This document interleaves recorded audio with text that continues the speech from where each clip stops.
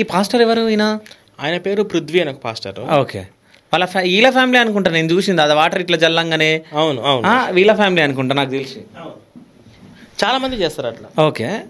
అయితే చర్చిలోకి రావాలంటే బొట్టు పెట్టుకొని రావద్దు. అవును అవునా? అవును. చర్చిలోకి అలో చేయరు అనుకుంటా, నాకు బొట్టు పెట్టుకొని వస్తే. కరెక్టే నేను అడిగింది? కరెక్టే. ఆ వీడియోలో ఆమె 2 బొట్లు పెట్టుకొని ఉంది. ఆమెను ఎట్లా రానిచ్చిరు? ఓకే. అంటే వాళ్ళు బాప్తీసం తీసుకున్న తర్వాత, బాప్తీసం తీసుకోక ముందు వరకు వాళ్ళ చేతిలో కాశీదారాలు, మెడలో అవి రుద్రాక్షమాలాలు, ఆంజనేయ స్వామి తాయెత్తులు, బొట్టు పెట్టుకోవటాలు, మల్లెపూలు పెట్టుకోవటాలు ఇవన్నీ ఉంటాయి.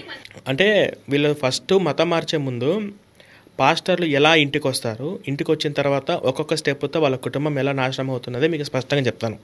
ఫస్ట్ ఏంటంటే ఇది ప్రేమ మతం, తాగుబోతులు, వ్యభిచారు, రౌడీలను మారుస్తున్నాము, ఇలాగ ఫస్ట్ ఎంట్రన్స్ ఉంటుంది. అవునా, నిజమా అని.